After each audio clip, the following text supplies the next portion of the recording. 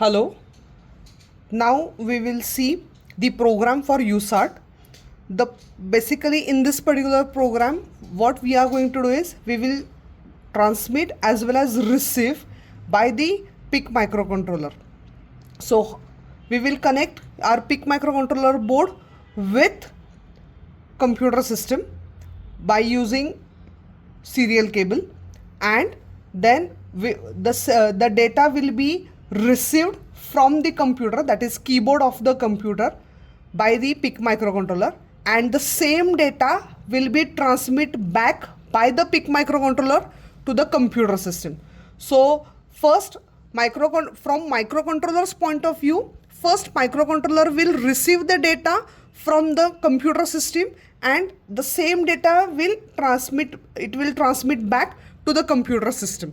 So this is how we will execute transmission and reception of the USART module. So here is this program. So firstly we will include these header files, then we will include these hash pragma statements. Then in the main we have first written init USART function. We have given a call to init USART function. Now init USART function is basically used to initialize USART module. Now if you look at the definition of init USART function, then here you will observe, as we have discussed in the earlier video, that while writing the program we have to make this tris c 7th bit and tris c 6th bit to be is equal to 1. So same we did here. So tris c 6th bit and tris c 7th bit we are making it to be equal to 1 for transmission as well as for the reception. Then we have configured SPBRG is equal to 31. Now here the SPBRG is equal to 31. Now why this 31 is here? It is because we are considering our USART to operate in 8-bit asynchronous mode. We want to generate the baud rate is equal to, that is our desired baud rate is going to be 9600, and our operating frequency, that is F oscillator, is equal to 20 megahertz. So if we consider all these values, and if you refer back to this table which I have explained in earlier video, that we are operating in 8-bit mode with asynchronous. For that, the formula to be used is F oscillator divided by 64 into n plus 1. So by considering this formula, we will calculate the value to be loaded into the SPBRG. So basically SPBRG is equal to F oscillator divided by 64 into desired baud rate minus 1. So if we substitute these values, that is 20 megahertz divided by 64 into 9600 minus 1. So it approximately comes out to be 31. So that is why this 31 value is substituted in the SPBRG register. Now next is the TXSTA. Now as I had explained in earlier video, that the TXSTA register is basically a 8-bit register. We don't require clock source, the first bit. So we will consider that bit to be equal to 0. Then we are operating in 8-bit mode. So next TX9 mode we will disable. So we will make it is equal to 1. We want to transmit the data. So we will make this TXEN bit to be equal to 1. Then we are operating in asynchronous mode. So we will again put 0 in this place. Then the next is we don't require any break character. So we will make this bit equal to 0. We are not using high baud rate. So again next bit is 0. This the earlier your transmit shift register is 0, so earlier status is equal to 0, and as we are not operating in a 9-bit mode, the TX 90 bit will also be equal to 0. So the overall combination will be 0 0 1 0 0 0 0 0 will be 20H. So this 20H value is substituted in the TX STA register here, and at the same time we have, as we have mentioned, that we have to make this SPEN bit is equal to 1.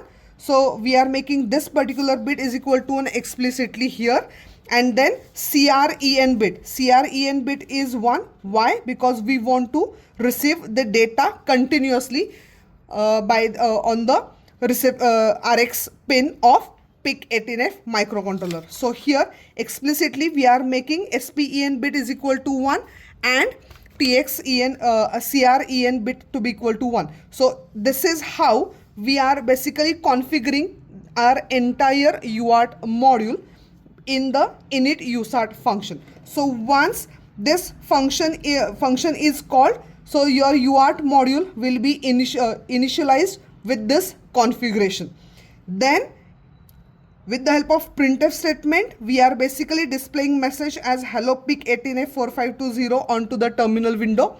And next in the while one, why while one? Because we want to receive and transmit the data continuously by the PIC microcontroller. That is why we are using while one loop here. And in while we are using two functions. One is putchar and the second one is getchar. Now the putchar contains the argument of the function of getchar. So this getchar is one entire function. So what happens in the getchar? The getchar function is basically responsible to receive the data from the computer system. So in this particular function, if you see, we are basically using while. In while, we are checking for the RCIF bit. Now RCIF bit is basically the reception interrupt flag. This bit is taken from the PIR1 register. So if this particular bit is 1, then it indicates that the data is received. Now data will be received in RCREG. Now along with TX STA and RC STA, there are two another important registers. One is RCREG and another one is TXREG.